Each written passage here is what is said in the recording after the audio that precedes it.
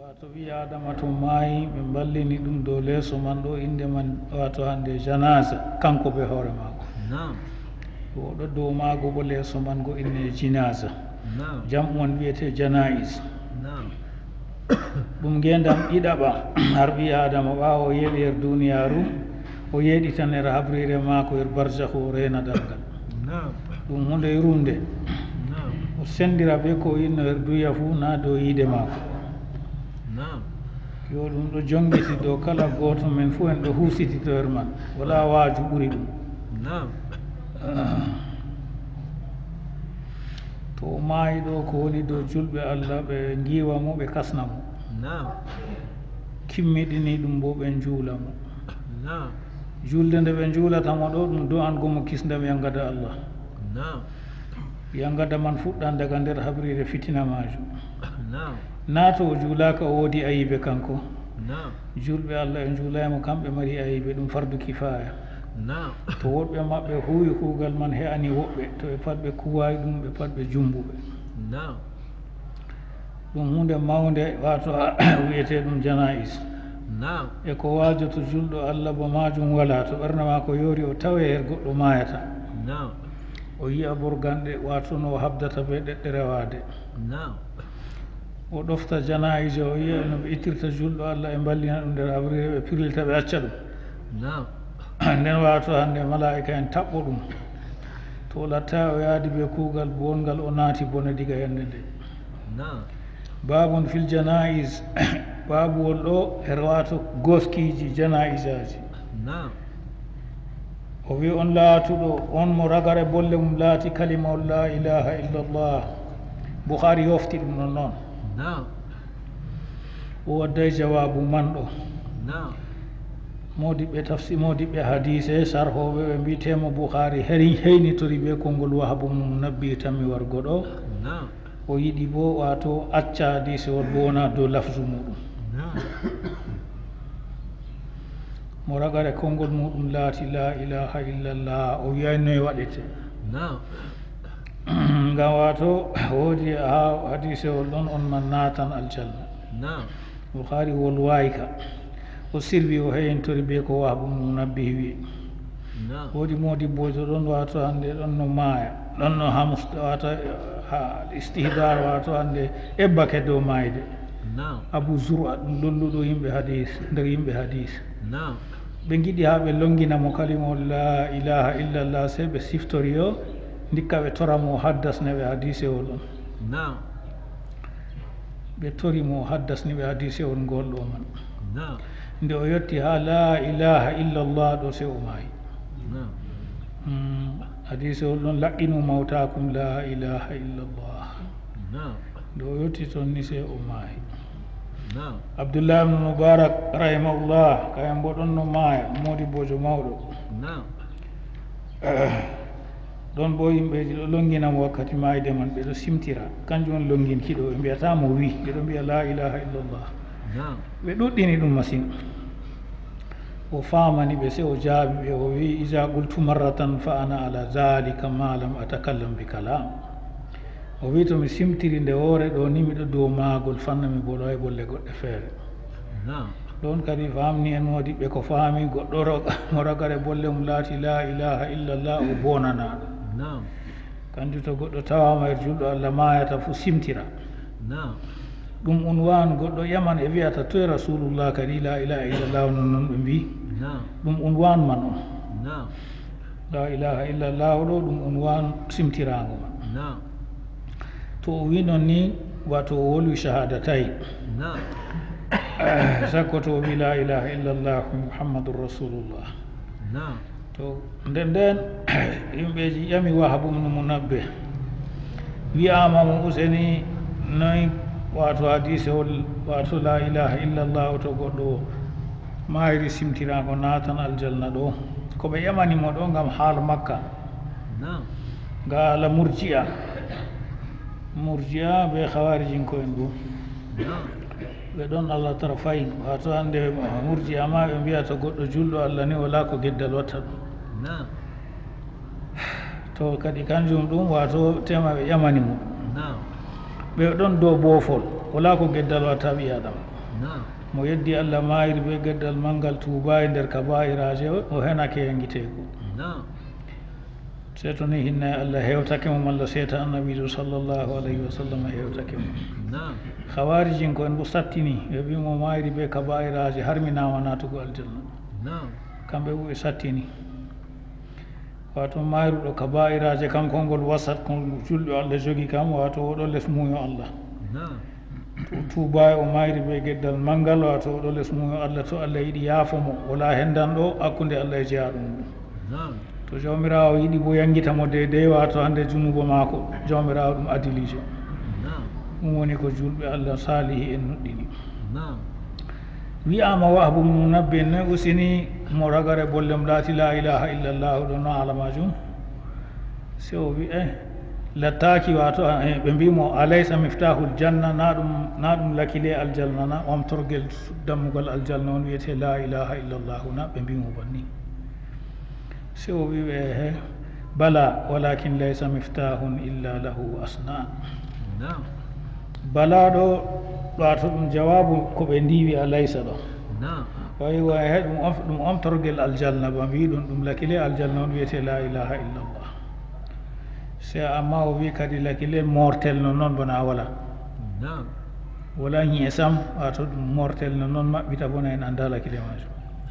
walakin se kay laysa miftahun wala maɓɓitorguel lakileyel ni illa law asnanun se ɗo mari ñiikoy lakile pat woodi ñiikoye muɗum mortel non noon la ilaha illallah tan kuugal wala kana maɓɓitata ɗum o wiɓe banni noon woni to goɗɗo wi la ilaha illallah o daaya shirkiyat ko shirkinta wato shirkuji pat o daaya ɗum nden o daaya guedde kaba'iraje warɗe tokki shirku nden o huwa ɗotaje fuu o fuɗɗira juule joyi wajibiji fuu nden ka o waɗani lakile ma ko ñi'e kanjum o wi fayin jiita wahbu wiyata wimo goto ni a waddi bi miftahin law asnan to ni a waddi wato lakileyel marguel ñi'e kam futi halaka omtante wa illa to ngel mortel noon ngel o laañi e bo lam yuftah laka omtantama holli en seeɓe kuuɗe nde Allah ƴewni muminen allazina amanu fu se wadda wa amilu salihat nden o rattamna mbar jaari dow majum kuuɗe boɗɗe ɗo bo wato ɗe annabijo yettini kuwen ɗotaje ndayen kaɗaɗe nden kam lakile man timmiɗi tilim ɗum goɗɗo to mayri be kalimawol man o tammanteɗo gan o zahiri hadise ol annabijo sallllahu alayhi wa sallam قال حدثنا موسى بن إسماعيل وتكني حديثه موسى بن إسماعيل شيخ ماكو كانكو بخاري هاو يا رساب النبي جبيته أبو ذر الغفاري رضي الله عنه أبو ذر الغفاري دون قد لولو واتو بدور تاري مسين ودور تيرو مسين وإلى حال الدنيا kanko rafi hadise o ngol ha annabijo sallllahu alayhi wa sallam o wi wato annabijo wi woodi garowo warani ɗum daga jawmirawo mum malaikajo ɗum jibrila on wari annabijo sallllahu alayhi wa sallam annabijo wi atani atin garowo waraniyam rabbi daga jawmam kanko on malaikajo jibril aw gaala ko annabijo wi basharani o seeniyam o waddaniyam albisir o wi annahu man mata min ummati modi ɓe luuriya ummati ɗo dow konguɗi ɗiɗi umma man ko o nufi ummatul ijaba na ko mutlagul umma wato mutlagul umma ɗo ummatore ƴewnade funa wa huwa muttaji fanna goɗɗo man o simtilito ɗo ma ko ngale o huwayni o julɗo Allah to o wi ɗum halisan toni o wi kalimawol ngol la ilaha illallah muhammadur rasulullah wakkati maago maako o mukhlisan lillahi o silmi on ko o huwa e kongalewal wiigo ɗum ummatu da'awa tan akhassu lakin a'ammu awla wa huwa muttajihun annabijo wi wato malaikajo seyniriyam o wi mo mayri nder ummatore am nde la yushriku billahi shay'an kanjum on kalimawol man saawi o hawtanta Allah hunde wato wala ko Allah tagi ɗo o hawtani be Allah o ɗo rewa ɗum wala lawru non noon nde lawru way pat o wala lawru Allah tan o rewata o mayri dow wato hande o mukhlisan lillah annabijo wi dakhala aljanna o natan aljanna haɗon ɗo wona tan aljanna ɗo watoɓe natoɓe na ko malla o yara bone tawon dede guedde maako ɗo woni ko ɓurnamodi ɓe mbi seeto setama malla seeto yafama gam jawmirawo ayaji ɗo tokkotindire alquran man yamal misqala zarratin hayran yara yamal misqala zarratin charran yara tina hinne allah hewtake mo tana seeta annabijo hewtake mo kalluɗi bonɗi ɗi o watta ɗi ka pat o yiyan mbarjari man yende dargal nasalullahu l afwa wal afiya o wi wato ande mo maayi nder ummatore am mo shirkana e allah hunde dakhala aljanna natan aljanna natugo aljanna man ɗo se to wato bonɗi ɗi ittama sakko ma hakkude mako ɓe takle kam hakkude mako ɓe allah kam jawmirawo karimijo yama ko yaafimi no hakkude mako ɓe yimɓe seno noon abou zarri ƴamti annabijo wa in zana wa in saraka ko o waɗi jeenu ko o wujji fuu ɗum masalaji ɗiɗi mawɗi haaɗo o ƴami gotel ma hakkude mako ɓe allah ɗum woni zina sariqa bo hakkude mako ɓe takle allah jawle yimɓe ko o waɗi bonɗi ɗi ɗiɗi fuu waɗi guedde ɗe hakkude mako ɓe allah malla bo guedde ɗe hakkude mako ɓe yimɓe fuu ni o natan aljanna qala annabijo wi wa in zana wa in saraka ko o waɗi zina ko o wujji fuu e ko woni noon ɗo gam ɗiɗo mooɓi wato ande ayibeji gotum hakkude mako ɓe allah gotum bo ta alluguma ɗum heeɓi ɗum heemi takle allah yo ɗoɗo ɗo ta goɗɗo tamma ɗum hadise wongol walliti murji'a wato to o wi la ilaha illallah woni o nato aljanna non noon e ton noon nonno kam wato abou zarrin ƴamatano ɓe tawtili konngol annabijo sallllahu alayhi wa sallam natugo mako aljanna ɗo o duumoyta ha yite to muminijo allah kam o duumoyta ɓawa o yari bone mako nder duuɓi ujunejje ko o yarta bone o natoyan aljanna e to nanon bo to allah yaafimo ɓe hinna e muɗum yerdini jeyaɓe allah ɓe o tooñi ɓerneɗɗakuji muɗum ko jawle muɗum malla bo to annabijo mouhammad sallllahu alayhi wa sallam seetake mo na ɗum hujja her murjiya wiyan ɓe imanaku heeyi gueddal torrata seɓe to imanaku ɗon قال حدثنا عمر بن حفص قال حدثنا أبي قال حدثنا الأعمش قال حدثنا شقيق عن عبد الله رضي الله عنه قال رسول الله صلى الله عليه وسلم من مات يشرك بالله شيئا دخل النار وقلت أنا من مات لا يشرك بالله شيئا دخل الجنة عمر بن حفص وني شيخ بخاري وتوكيتي ها ياري صحابه حديثه ولم عبد الله بن مسعود رضي الله عنه وين لا الله صلى الله عليه وسلم وي كوموي ماي بشركنا الله بناتنيته shirkanowo allah to maayi o naatan yite ko woni o shirku ɗo hawtan ko allah ɓe takle allah ko luuti allah pat ɗum tagdi ko goɗɗo man hawtani allah ko ɗum no ɗum mawniri fo ko ɗum malaikatu muqarrab ko annabojo mursal sakkoma goɗɗum feere ko hawtani allah ɓe allah kanjum woni shirku kanjum mbiyeten ɓe bolle men lawru wato oɗo mari lawru maako oɗo ñukkini ndu wato ɗum bo ɗum ko waɗi o ñukkini hunde nde goɗɗo ñukkinta pat o anda nde woɗayi o tammoro kayre hisnatamo kayre bo hokkatamo o acca jawmirawo dokkowo kisnowo ko moye mayri shirku ko ɗum moyto dakhala nar o naata yite o ka alqur'ani wangini o duumotoɗo nder yite o wurtata o duganaki annabo en bo seetomo wa qultu nden sahabojo wi min bo mi faami ha less hadisewol man ɗo anan min mi wi min bo man mata on maayiɗo la yushriku billahi mo shirkana e allah cheyan hunde dakhala aljanna natan aljanna nden kadi ɗo lisnotiri toni hande kanko o maayini o shirkana e allah ko ɗume jum kanko bo no woni fo o naatu hen aljanna dakhala aljanna o naatu hen aljanna mana zalika to o mayri be tawhid o duumata ko nder yiite to moƴƴere allah hewtake mo ibtida an guedde ma ko jaafe ko bo annabijo seetomo to ɗum hewtaki noon allah hiitirimo adilako muɗum bo o duumoyta nder yiite o naatu hen aljanna alhamdulillah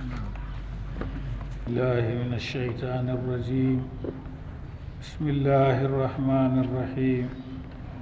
الحمد لله رب العالمين والصلاة والسلام على أشرف المرسلين سيدنا محمد وعلى آله وأصحابه أجمعين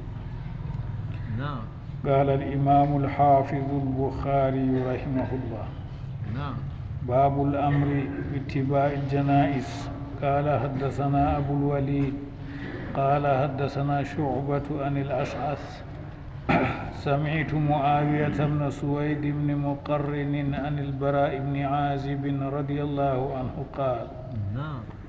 أمرنا رسول الله صلى الله عليه وسلم ب7 ونهانا عن 7 أمرنا باتباع الجنائز وعيادة المريض وإجابة الداعي ونصر المظلوم وإبرار القسم ورد السلام وتشميت العاتس ونهانا عن آنية الفضة وخاتم الذهب والحرير والديباج والقسي والاستبرق. إمام البخاري رحمه الله در كتاب الجنائز هالا غوسكي بمعنى جنائز ماي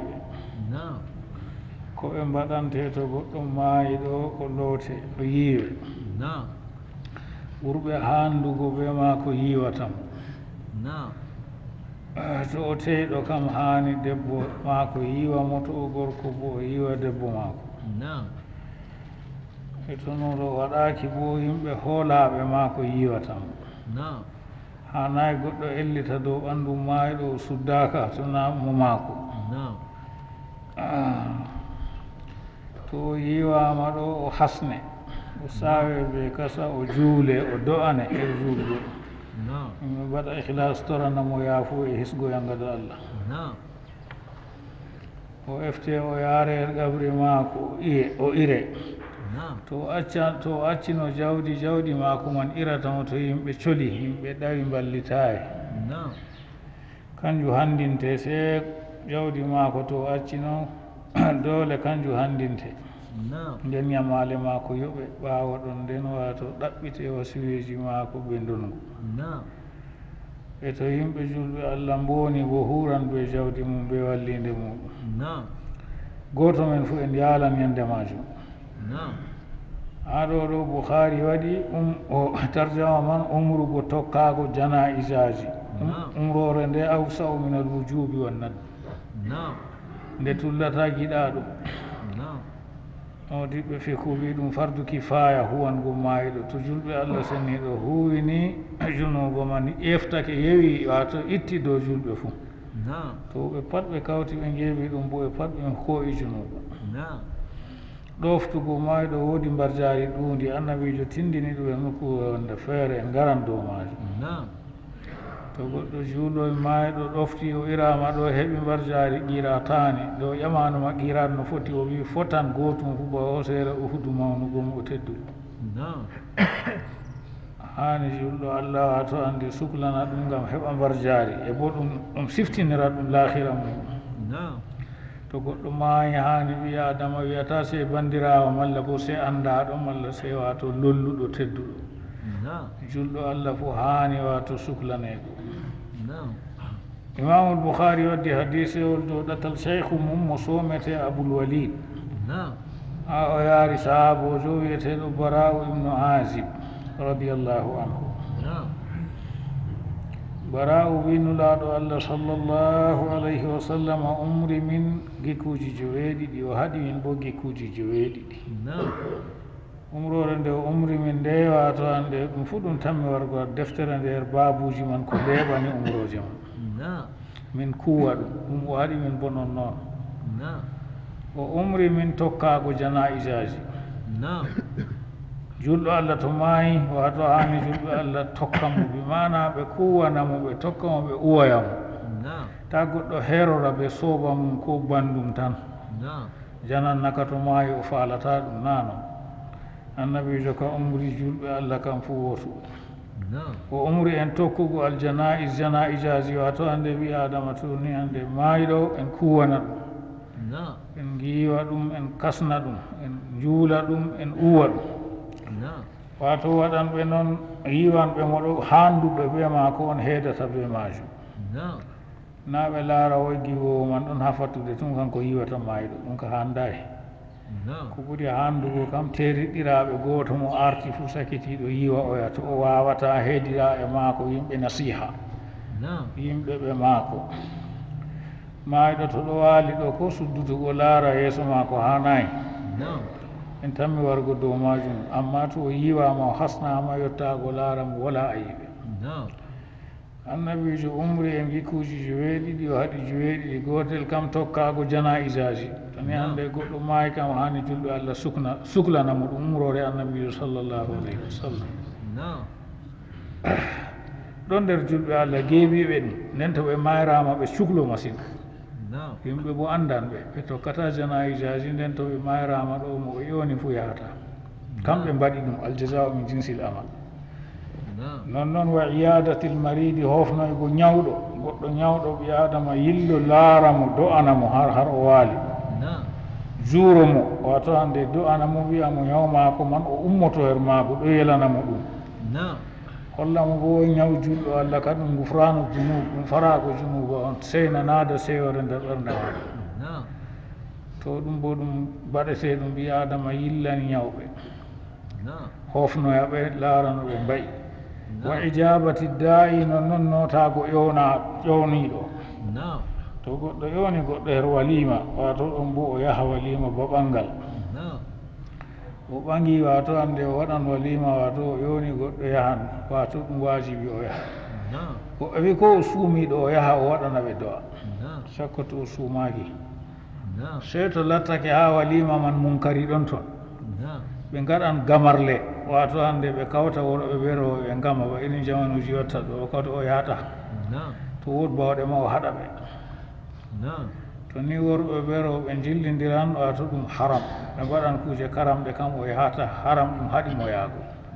amma to na noon to ni o ƴewnama walima o yaha o nooto wa nasril maslumi wato e wallugo tooñaɗo to goɗɗo tooñama a woodi bawɗe wallutugumo her tooñande mako nde itta wato ballitamo ɗi en limtata ɗo pat ɗum kuuɗe men enen julɓe goɗɗo fof andi mawqi fu mum nder maji ɗi on huwi goɗɗo feere ɗi pat ɗi gebaɗi her muɗum goɗɗo bo huwandi ɗi fuu maji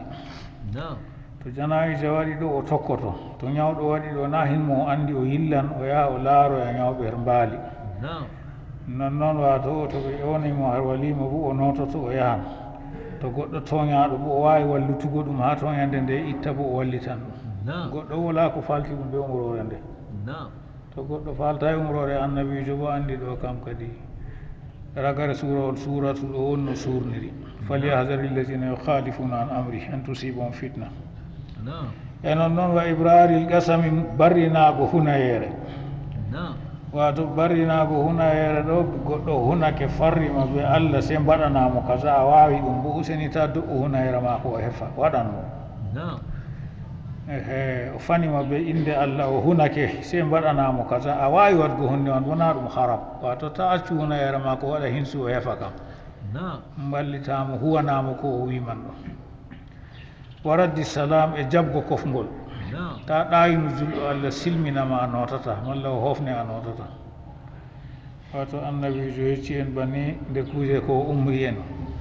silmingo ɗum sunna jabgo silminago man wajibi goɗɗo to hofnima notoɗa darjiɗinamo allah yecci en toon hofnama lornon kofgol ko ɓuuri wodgo toon waway noon bo lorne koba magol bo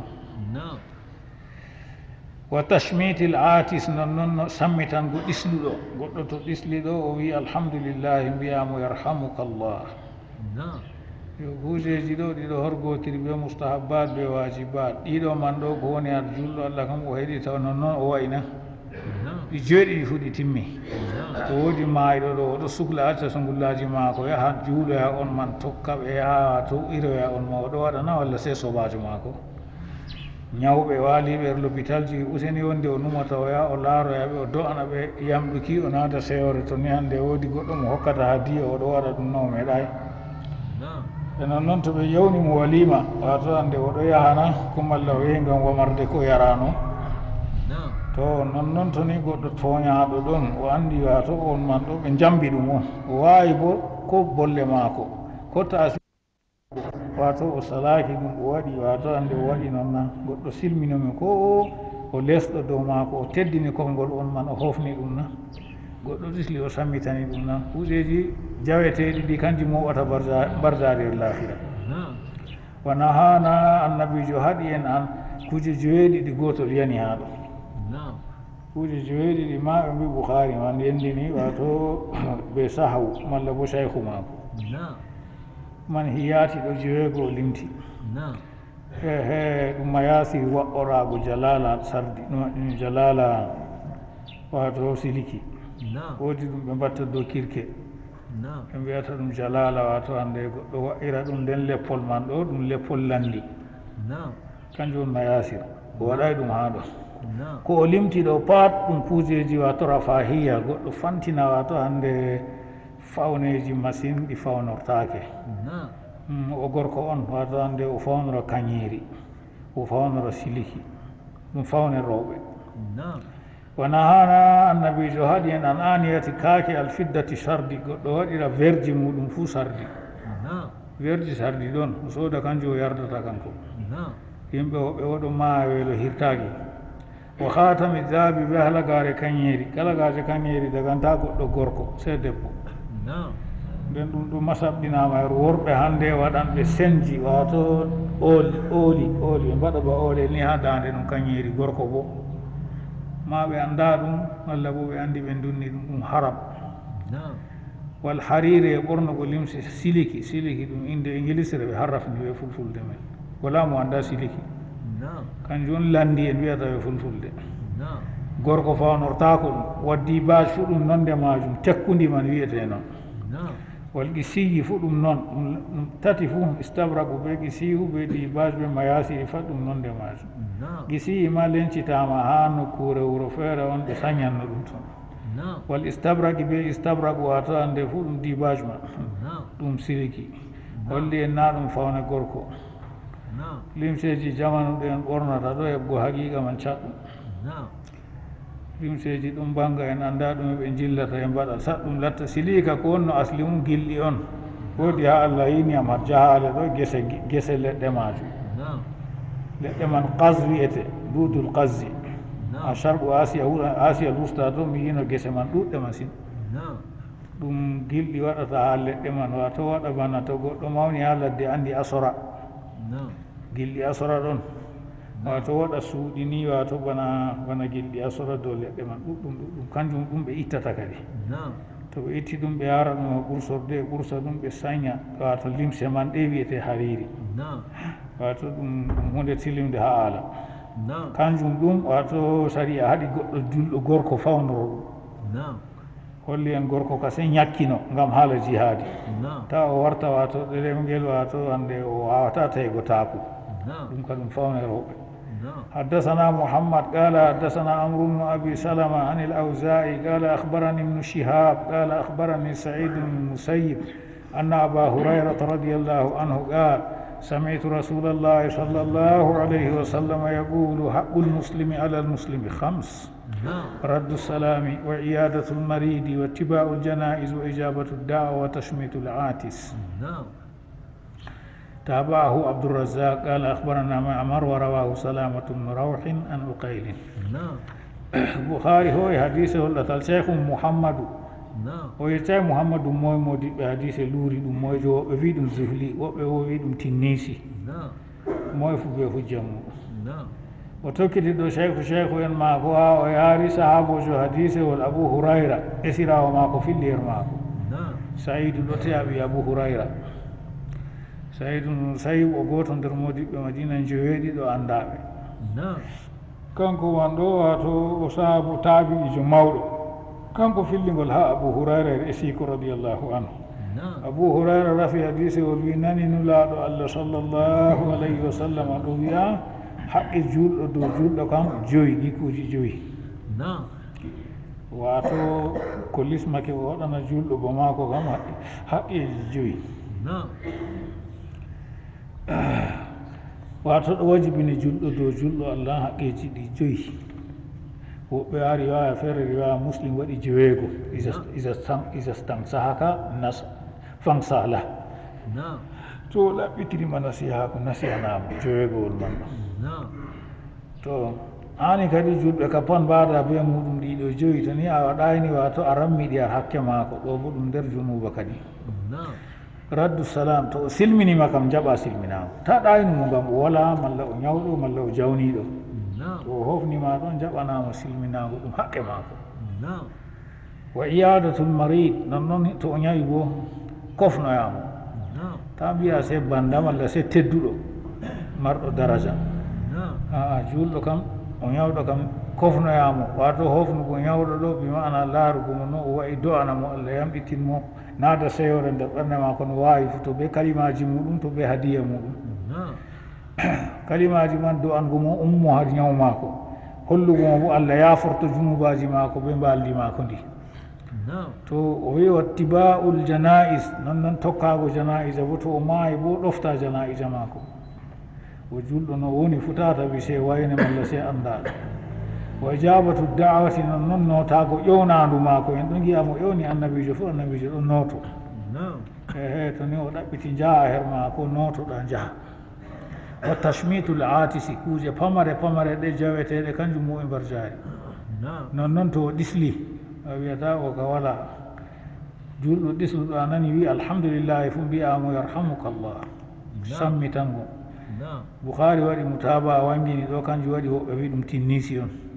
tabahu abdourazak ala akhbarana ma'mar rawahu salama ibnu ruh an ali alhamdulillah أعوذ بالله من الشيطان الرجيم بسم الله الرحمن الرحيم الحمد لله رب العالمين والصلاة والسلام على أشرف المرسلين سيدنا محمد وعلى آله وأصحابه أجمعين قال الإمام الحافظ البخاري رحمه الله باب الدخول على الميت بعد الموت إذا أدرج في أكفانه قال حدثنا بشر بن محمد قال أخبرنا عبد الله قال أخبرني معمر ويونس عن الزهري قال أخبرني أبو سلمة أن عائشة رضي الله عنها زوج النبي صلى الله عليه وسلم أخبرته قالت أقبل أبو بكر رضي الله عنه على فرسه من مسكنه بالسنح حتى نزل فدخل المسجد فلم يكلم الناس حتى دخل على عائشة رضي الله عنها فتيمم النبي صلى الله عليه وسلم وهو مسجى ببرد هبرة فكشف عن وجهه ثم أكب عليه فقبله ثم بكى فقال بأبي أنت وأمي يا نبي الله لا يجمع الله عليك موتتين أما الموتة التي كتبت عليك فقد متها الحديث بطوله إمام البخاري رحمه الله عند كتاب الجنائز وباب والترجمة ناتو قدو ماي باو تقام در قسمو holli en watoto maayiɗo o wayloto to o waylake ɗo gayni ɗum wato jimtugo ellita dow maako to naamu maako to maayiɗo maayiɗo goɗɗo warata wiyaɗo kanjum woni sirri man mumningo mo gite to maayiɗo wato mumnina gite maako nden suddamo bako hasnamo amma yimɓe non warata ukka dow maayiɗo ɗo laara mo ɗum gayni ɗum gam o wayloto waylaki gin kadi julɗo kam kormeteɗo o geeto o maayiɗo fu naatugo dow maayiɗo ɓaawo maayide maako to ni o sawama nder kasanke maako ɗum ɗo mari iskalu har ɗon gam aboubacre siddique nde wari ɗo sudditi annabijo laari yeeso annabijo hebbingo modiɓɓe waɗani ɗum ta'wili ɓe mbi gam taynago maako o andi annabijo sallllahu alayhi wa sallam denaɗo her waylago kayum nden hadisewol gongol bo tokkoto hadisewol gongol garangol ɗo haala jabiru bnu abdillah ibni haram il ansari kanko bo nde baba maako saydinama ha uhuduno o sudditi yeeso mum o laari yimɓeji kaɗimo yo kadi ɗon bo annabijo wala ko wolwi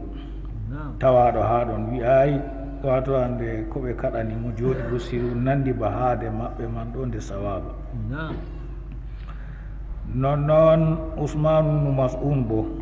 ɗon ɗo goɗɗo sudditimo ɗon fuu wato ɗo mari iskaluji ha ton amma ha nayi goɗɗo mayiɗo wato hande ɓi adama suddita lara yeeso mako mayiɗo ka to mayima kedanɗo her mako ka kore mako to wo debbo to debbo bo dottijo mako e to na noon sobiraɓe mako ko laaɓe yiɗitiraɓe mako na yimɓe fu nastata dow mayiɗo na ɓe mbaɗa goɗɗo dottijo ni a fattude kanko yiwata mayiɓe tun ma anday noon kam Bisru bnu Muhammad woni cheikh imamul Bukhari yer hadise hol ɗo o tokkiti ha o yaari sahabojo hadise hol ɗum ummul muminina Aisha radiallahu anha kore annabijo sallllahu alayhi wa sallam kanko yecci Abu Salama o wiyo Aboubacry Siddiq baba maako radiallahu anhu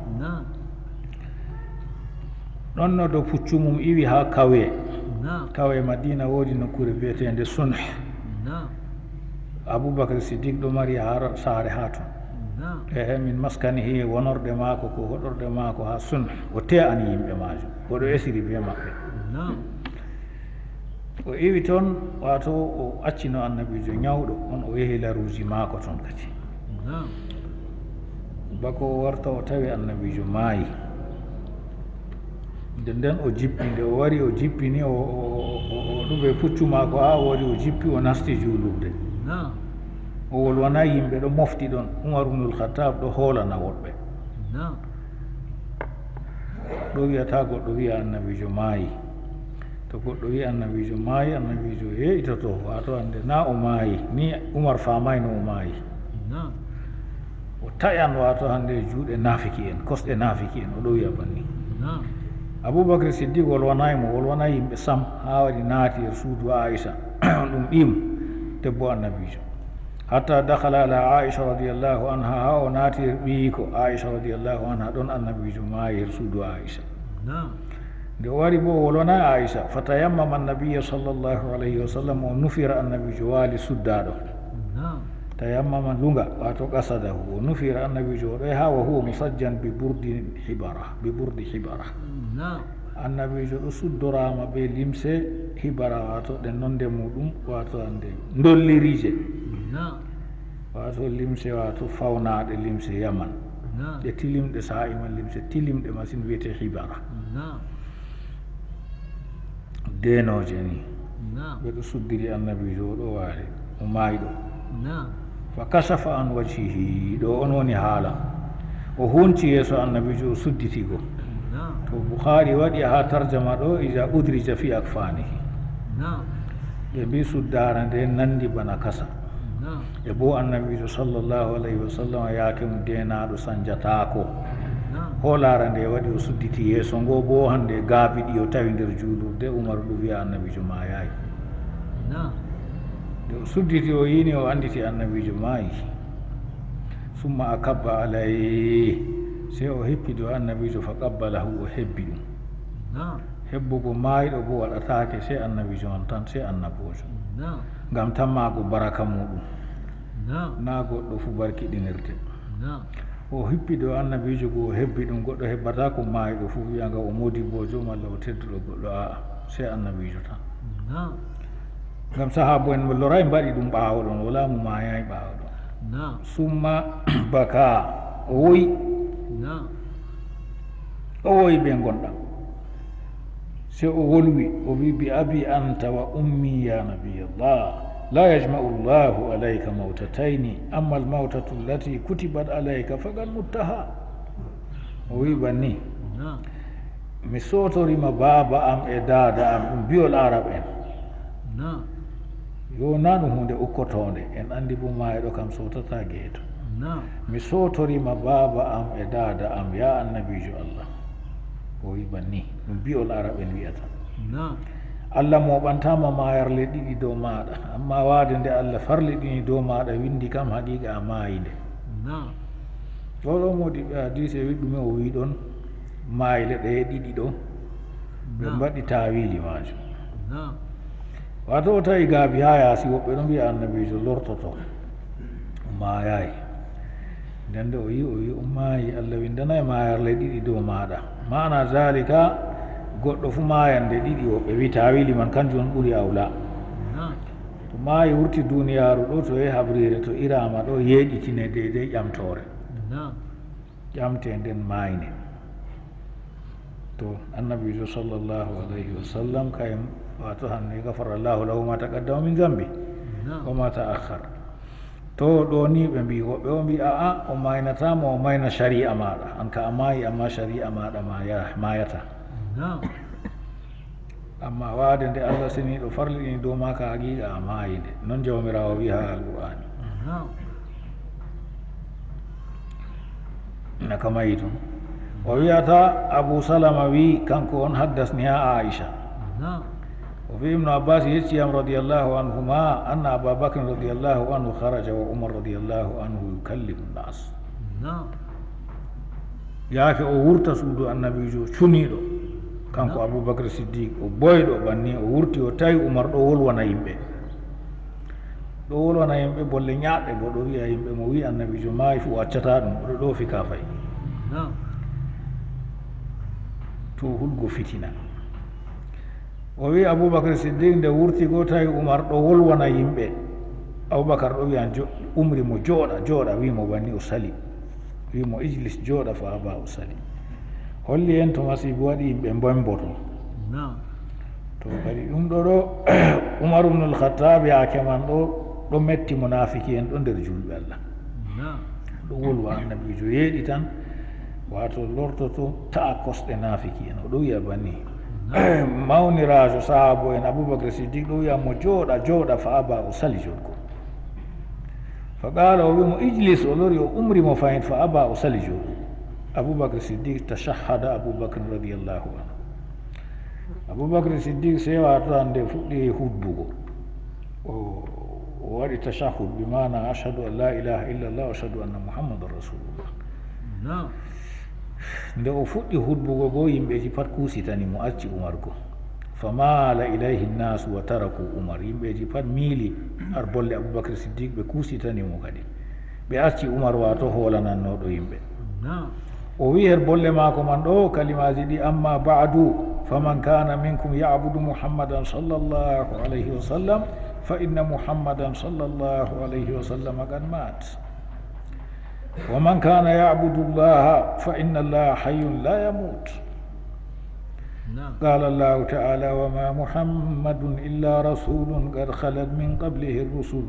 أفإن مات أو قتل انقلبتم على أعقابكم ومن ينقلب على عقبيه فلن يضر الله شيئا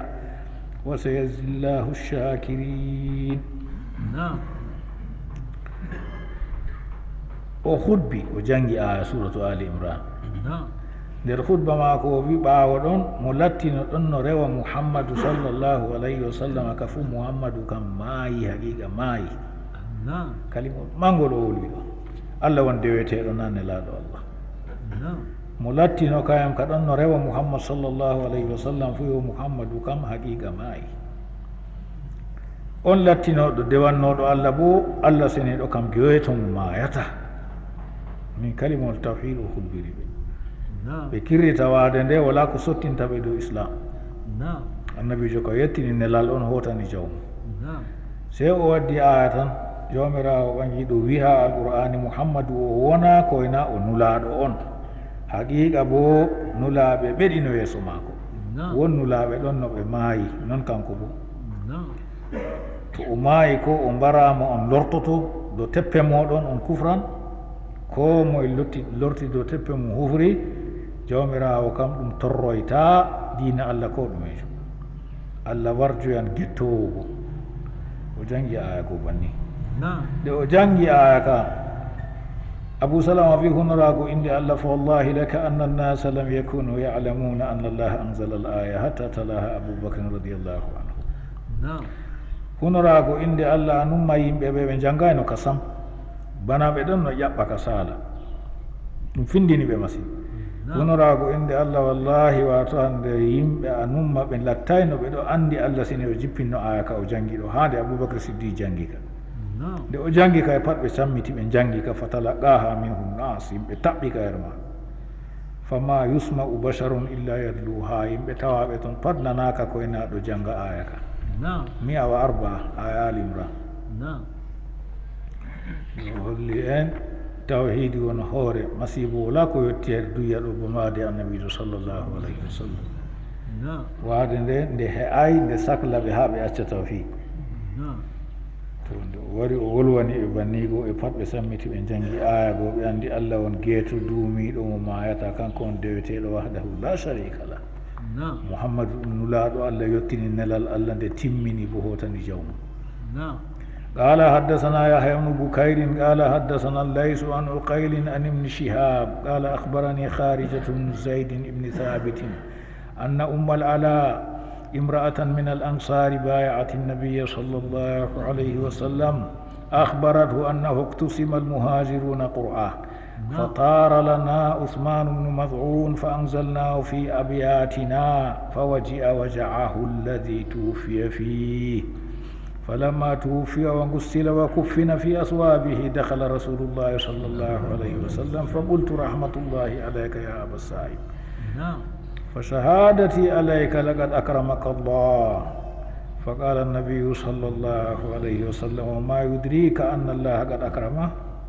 فقلت بأبي أنت يا رسول الله فمن يكرمه الله فقال أما هو فقد جاءه اليقين والله إني لأرجو له الخير والله ما أدري وأنا رسول الله ما يفعل بي قالت فوالله لا أزكي أحدا بعده أبدا بخاري هو حديث ونقول شيخ مبيت يحيى ابن بكير حدثني دم وتوكيتها وياريها العلاء صحاب كيزو دبون debbo ansarin kezo mo kunya mudum العلاء sappanɗo annabijo sallllahu alayhi wa sallam kanko woni yecci kharija hadisewol ngol o wi muhajirin ko en peroɓe hota madina nde ɓe ngari madina ɗo ɓe mbaɗi ɓuru mo jippinta wayne en mo jippinta wayne en ni sahabu en ɗo tirno kamɓe kam ɓeɗo teddotiri ɓeɗo enɗotiri ɓeɗo mballotira nde ni hoɓɓe wawi diga madina makka arti madina ɗo moy fu wiya jippinan se ɓe mbaɗa ɓuru tawon jotta bo to koɗo waɗi goɗɗo wiya suudu woda wato ɓeɗo senda wato muhajirin ko en sendirama dow ɓuru wato wartuɓe ɗo mo on wernata emo heɓa mbar jaari o wi nden ndende min mbaɗi ɓuru go se biyeteɗo Usman ibn Maz'un kaymo wato hande fa tara lana ari waya feere fa sara lana ɓuru mako wangi her amin minin Ummul Ala go wiyata Usman bo ɗum goɗɗo ɗo utaniɗo Allah salihijo no fanti nde nden min jippini mo fi abayatina nder ci'e amin nder suuɗi amin o ñawi ñaw maako ngu ajal o waji a waja huɓɓati tufiya fi na walla ko mbari mo naawi mo nangi mo toon wato o maayi ha saare amin nde o maayi go o yiiwa o hasna nder limse maako holli limse fesaki no limse maako ko won kasa maako ɓaawo ɗon nulaaɗo Allah sallllahu alayhi wa sallam naati ɗon ɗo on woni tarjama Bukhari waddi haala mbaɗo idraji hiko annabijo nasti nde nasti goo o tawi Ummul Ala ɗon toon sey Ummul Ala debbo goo wi ka hinna Allah woni dow maɗa Aba Sa'ibi kanko on Usmanu man ɗo Usmanu ibn Maz'un wato kanko on wi toni sharia duganannoɓe ɓe sortoto sam ngam suunago rewɓe tata wato hande ɓe yaha har haram o goɗɗo ɗo taniɗo Allah no fanti o wi wato hande debbo go wi hinna e Allah woni dow maɗa Aba Sa'ibi ɗum kunya mako Allah hinnake ma annabijo nasti dow maɗa seedaku am dow maɗa haqiqa Allah teddinima ni debbo go wi banni woli boɗɗum banni se annabijo mo yeccima Allah teddinimo ɗo yami debbo go annabijo sallllahu alayhi wa sallam wi moy on andinima haqiqa Allah teddinimo ba mbiɗa ɗo debbo go diwtori o wiyata yanulaɗo Allah mi sotorima baba am moy Allah teddinta kadi oɗo o maayi muhajirinkejo ha ɗo a naati dow maako no o teddinama mo Allah teddinta se annabijo wima ha kanko kam haqiqa yaqina ko warani mo maayi o yottake ha yaqina ko yi laɓɗum tal ko huwal salihijo on annabijo wi bani hadise ol kulnigol nden annabijo hunori inde Allah o wi mi hunori inde Allah wallahi miɗo tammana mo khayru on man ɗo ni annabijo sallinaymo tamman gom wallahi miɗo tammana mo hayru amma mi hunore inde Allah mi anda mi nulaɗo Allah min fu ko Allah waɗatanmi ɗum hunde hulnide masin kadi Allah wala bandirago hakkude mo ɓe takle mum o wi mi nulaɗo Allah mi anda ma yafalu bi ko Allah waɗatanmi riwaya feere ma yafalu bihi ɗon amma na ha Bukhari riwaya wari ha ma yafalu bihi woɓe waɗi banni amma Bukhari Ibnu Hajar wi kay ragare hadisol man holli bihi ɗo wato bi ononi ha ɗo kanjum waddi wato o waddi hadise o Saïd mo fayrin ɗo ha o holla ɗum riwaya feere on yafalu bihi ɗo ngam ɗo on yaadi be alqur'ani قل ما كنت بدءا من الرسل وما أدري ما يفعل بي ولا بكم ni alqur'ani wi min nulaɗo Allah min fu mi anda ko Allah waɗatanmi tawni go wiya hisan lahira ɗum kulni ɗum se debbo go wiyata mi hunoreke inde Allah mi sennata goɗɗo goto fu awoɗo ha abada mi wiya tawayne kam kayem ka kisowo lahira ko ɗum moyjo ɗum kulni ɗum masine annabijo mo nda ko wi to hadiseji ɗiɗo to goɗɗo laari ɗi tasko to huwa kuuɗe boɗɗe ngam hisoya قال حدثنا سعيد بن عفير قال حدثنا الليث مثله بنقول وقال نافع ابن يزيد عن عقيل ما يفعل به رواية وتابعه شعيب وأمر بن دينار ومعمر ما يفعل به له أما نسي القرآن ورد بيون وما أدري ما يفعل بي ولا بكم قال حدثنا محمد بن بشار قال حدثنا غندر قال حدثنا شعبة قال سمعت محمد بن المنكدر قال سمعت جابر بن عبد الله رضي الله عنهما قال لما قتل أبي جعلت أكشف الثوب عن وجهه أبكي وينهونني رواية في وينهوني والنبي صلى الله عليه وسلم لا ينهاني فجعل عمتي فاطمة تبكي فقال النبي صلى الله عليه وسلم تبكين أو لا تبكين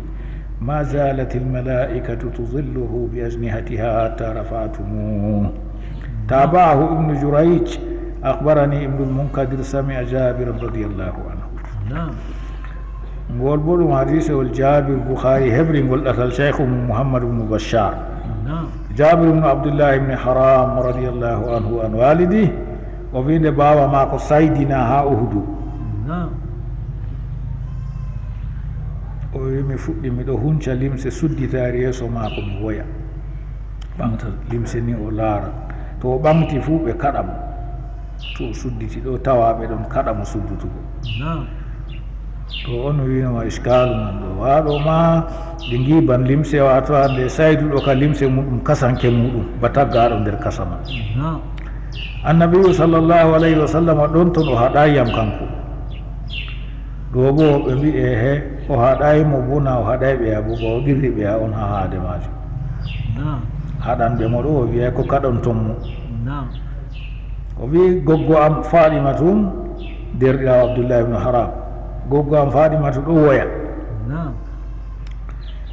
si annabijo sallllahu alayhi wa sallam wiyata a woyan ko a woyata fuu awol ɗo ihtiyari woɓɓe o wi ɗum chakku harari annabijo winum a woyan na walla bo a woyata wato woɓɓe o wi ɗum awol man gol ihtiyari wato ba sumnugo mo to a yiɗi boya to a yiɗi a sirwa o kam malaika en ɗo ɗownimo malaika en seeday ɗo waɗanimo ɗoodi her o waali ɗo ɓe